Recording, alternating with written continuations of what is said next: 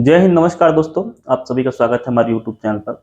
आज के इस वीडियो में दोस्तों हम बात करने वाले हैं इस समय छत्तीसगढ़ में जो युवा बेरोजगार है या हमारे कुछ शिक्षक भाई हैं, वो इस समय बहुत ज़्यादा निराश और परेशान हैं।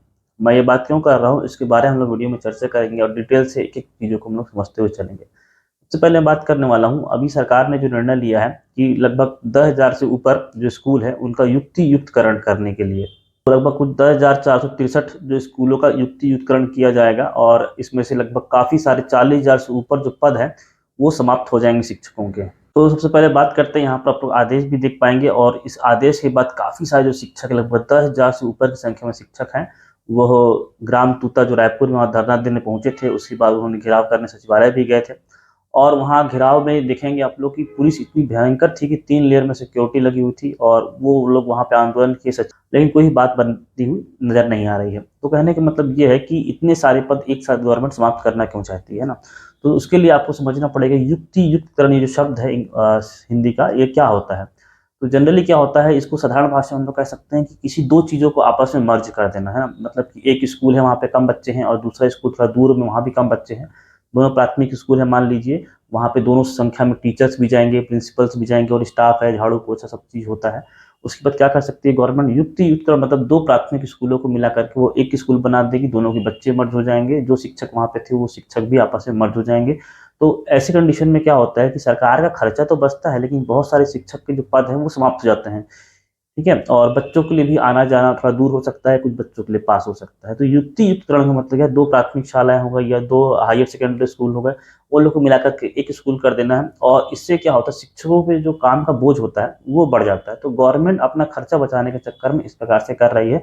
इसके लिए बहुत आंदोलन चल रहा है और 31 मई से भी लगातार आंदोलन चला है और 15 जून से छत्तीसगढ़ में स्कूल खुलने वाले हैं। उसके लिए भी अभी से शिक्षकों ने ये कहा है कि इसके लिए भी हम धरना देंगे और अनिश्चितकालीन इसको धरना हमारा चलता रहेगा।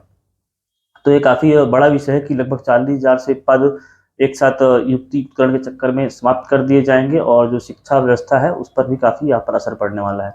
एक रिपोर्ट एनईपी के अनुसार देखें कि नेशनल एजुकेशन जो पॉलिसी है, उसके अनुसार देखें तो छत्तीसगढ़ की स्थिति इस समय पर काफ़ी अच्छी है और इसके अनुसार कोई भी छत्तीसगढ़ में शिक्षा व्यवस्था को लेकर कोई ऐसा गड़बड़ी नहीं है, इसकी ज़रूरत नहीं है मेरे हिसाब से। लेकिन गवर्नमेंट अपना खर्चा बचाने के लिए कर रही है।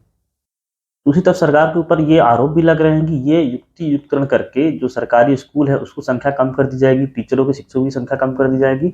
इसका डायरेक्ट जो फ़ायदा है वो प्राइवेट स्कूलों को जाएगा और जो बच्चे हैं वो एडमिशन नहीं लेंगे सरकारी स्कूल में, प्राइवेट स्कूल में पढ़ने चले जाएँगे। और राजनीति तो इस पर ज़ाहिर है होना ही है, चाहे पूर्व जो उप मुख्यमंत्री टीएस सिंहदेव या भूपेश बघेल इसके ऊपर राजनीति करेंगी। छत्तीसगढ़ में जो शिक्षा व्यवस्था है या शिक्षा की जो गुणवत्ता है, वह खराब हो जाएगी।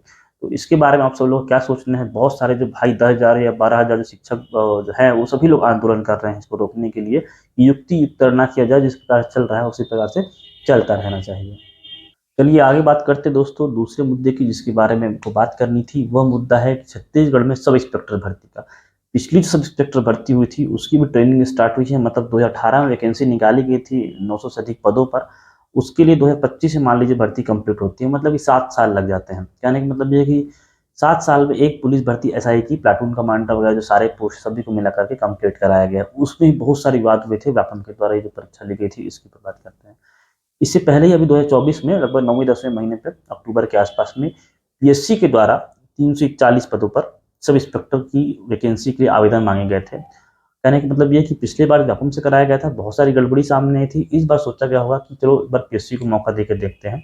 तो पीएससी ने 341 पदों पर सब इंस्पेक्टर भर्ती के लिए वैकेंसी आवेदन मांगे थे और उसको आवेदन लेने के बाद लगभग 6 महीने से अधिक का समय बीत चुका है। ना तो इसके लिए कोई जानकारी दी जा रही है, ना तो पीएससी का कैलेंडर जारी हुआ है, ठीक है? और ना तो इसके लिए शारीरिक मापदंड की जो प्रक्रिया है वो शुरू हो रही है, ना डॉक्यूमेंट का सत्यापन शुरू हो रहा है। लगभग 6 महीने समय बीत चुका है और इसके ऊपर भी कोई चर्चा नहीं हुई है। साथ में प्रदेश में काफ़ी समय बाद एएसआई, ठीक है? असिस्टेंट सब इंस्पेक्टर जो 1 स्टार होता है, सिंगल स्टार होता है, उसके लिए भी यहाँ पर आप देख पाएँगे कि ऐसे कहा गया था कि वित्त विभाग से मंजूरी मिली है, 263 पदों पर एएसआई की भर्ती होगी। तो 263 पदों पे जो एसआई की भर्ती होने की बात निकल के सामने आई थी, उसके लिए भी कहीं से आवेदन नहीं लिए जा रहे हैं, उसके लिए भी कोई मालूम नहीं चल रहा है। बहुत सारे अभ्यर्थी इसके लिए इंतज़ार कर रहे हैं, कोई छत्तीसगढ़ में कांस्टेबल भर्ती हो या पुलिस भर्ती हो, एक प्रकार से पंचवर्षीय योजना हो गई है। 2018 में आएगी, फिर ये गवर्नमेंट एक भर्ती लेगी, फिर अगली गवर्नमेंट एक भर्ती लेगी, मतलब 5 से 6 साल या 7 साल में केवल एक ही भर्ती दे पाते हैं। और जो युवा है उन लोग की उम्र निकल जाती है। सबसे इम्पोर्टेंट ये होता है कि उम्र जो रहती है वो अपने पूरे मतलब बात करने की जो उसका एरिया है, मतलब जो उसकी उम्र है, वो 1 से 2 बार ही अपने टाइम पे वो एग्ज़ाम दे पाते हैं, ठीक है। ये भी है कि इन दोनों भर्ती का भी कुछ पता नहीं चल पा रहा है। जो सब इंस्पेक्टर भर्ती थी उसके लिए आवेदन ले लिए गए हैं, और जो एएसआई भर्ती है उसकी मंजूरी तो मिल चुकी है, लेकिन उसके लिए आवेदन ही अभी तक नहीं लिए गए हैं। न जाने उसकी कब भर्ती प्रक्रिया शुरू होगी।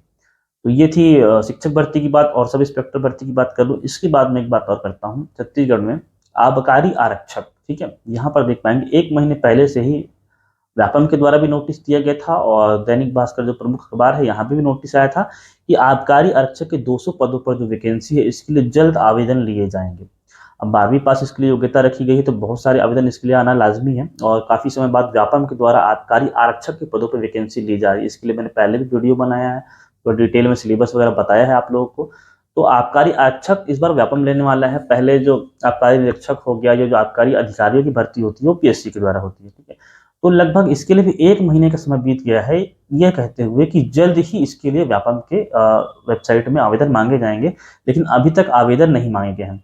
अब चूंकि व्यापम ने इस साल पहली बार कैलेंडर जारी किया है, तो उसके कैलेंडर में आबकारी आरक्षक की वैकेंसी है और 27 जुलाई को उसका एग्जाम होना है। तो जो ही अभ्यर्थी हैं जो इसकी तैयारी कर रहे हैं, देखना चाहते हैं, वो उसके ऊपर लगे रहे हैं ना। अभी आवेदन नहीं मांगा गया है, क्योंकि अभी 1.5 से 2 महीने का समय है, जून और जुलाई। 27 जुलाई को इसका लिखा गया है एग्जाम होने के लिए। हो सकता है अगर उस डेट पे एग्जाम होता है तो आप लोग को तैयार रहना पड़ेगा। आवेदन जो लेने की सीमा होती है वो 15 दिन के आसपास ही आवेदन लिए जाते हैं, उसके एग्जाम 1 डेढ़ महीने में वापस में करा लिया जाता है। तो इसके लिए भी जल्द से जल्द आवेदन लेने चाहिए, और बहुत सारे अभ्यर्थी इसका इंतजार कर रहे हैं और आशा जताए हुए हैं कि जल्द ही इसके आवेदन लिए जाएंगे। और 27 जुलाई को जो निश्चित तिथि है इसके लिए व्यापम ने कैलेंडर पर जारी किया है, वहाँ पर इसका एग्जाम होगा। दोस्तों बात करता हूँ कि कुछ समय पहले लगभग 2021 के आसपास की सरकारी कॉलेज में कुछ प्रोफेसर की वैकेंसी आई थी, 595 पद के आसपास थे उसमें। और वो भी भर्ती है जो अभी तक कंप्लीट नहीं कराई गई है। कुछ जो सब्जेक्ट हैं उसके जो प्रोफेसर वगैरह हैं उनकी डॉक्यूमेंट वेरिफिकेशन कुछ का हुआ है और कुछ का अभी तक पेंडिंग है। पता नहीं उसको कब नियुक्ति दी जाएगी, कब ये भर्ती प्रक्रिया कंप्लीट कराई जाएगी, ठीक है। एक तो छत्तीसगढ़ में वैकेंसी बहुत अच्छी उस प्रकार से आ नहीं रही है, जो भी आती हैं वो काफ़ी समय तक लंबे पेंडिंग में चली जाती हैं, ठीक है। तो कहने का मतलब ये है काफ़ी समय से अभ्यर्थी परेशान हैं, और जो ये चीज़ें चल रही हैं बहुत अच्छा नहीं है गवर्नमेंट के लिए। क्योंकि पिछली बार की जो गवर्नमेंट थी उसने भी बहुत अभ्यर्थियों को परेशान किया था, और काफ़ी सारे जो पीएससी का घोटाला उसमें था, और जो सब इंस्पेक्टर भर्ती के लिए इतना उसके ऊपर आवाज़ें आ रही थी, उसके घोटाले की बात हो रही थी। ये सारी चीज़ों के कारण भी एक कारण हो सकता है कि जो गवर्नमेंट चेंज हुई है उसलिए। तो इस समय जो ये गवर्नमेंट है वो भी बहुत सारी सब चीज़ों से मतलब कि नहीं हो पा रहा है ठीक से, जो प्रक्रिया चलती है वो ठीक से नहीं चल पा रही है। जो भी चीज़ें हो रही बहुत पेंडिंग चली जा रही हैं, तो अभ्यर्थी इसका बहुत इंतजार कर रहे हैं। और बहुत सारे अभ्यर्थी हैं जो मेरे चैनल से जुड़े हुए हैं और मैं रेगुलर वीडियो नहीं ला पा रहा हूँ। कांस्टेबल भर्ती जो है वो भी उसका जो डेट एग्जाम निश्चित है उसके लिए आप लोग जरूर तैयारी करते रहिए, क्योंकि कब होगा ऐसे करते करते करते क्या होता है, एग्जाम डेट आ जाती है और तैयारी आप लोग की छूट जाती है।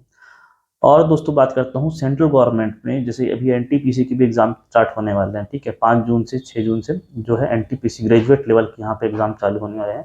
तो अगर कोई अभ्यर्थी ऐसा जो इसकी भी साथ में तैयारी कर रहा हो तो बहुत बढ़िया है। ये जॉब या जो ये वैकेंसी है सेंट्रल गवर्नमेंट के रेलवे की, इसके बाद ग्रुप डी की भी वैकेंसी के लिए एग्जाम अगर लिए जाएंगे तो इस पर भी आप लोग जरूर ध्यान दें, क्योंकि सेंट्रल गवर्नमेंट है। और सेंट्रल गवर्नमेंट ने बोल दिया है कि 1 जनवरी 2026 से 8वां जो वेतन आयोग है वो आएगा, तो इससे सैलरी भी बहुत ज़्यादा बढ़ जाएगी। ऐसा नहीं कि स्टेट गवर्नमेंट है सेंट्रल गवर्नमेंट बड़ा डिफरेंस होगा।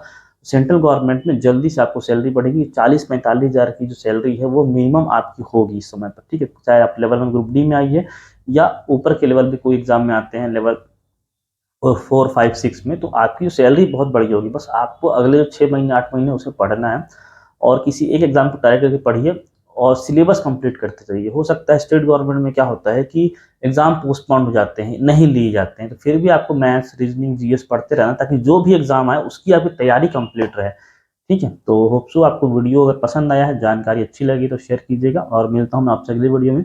तब तक धन्यवाद। जय हिंद।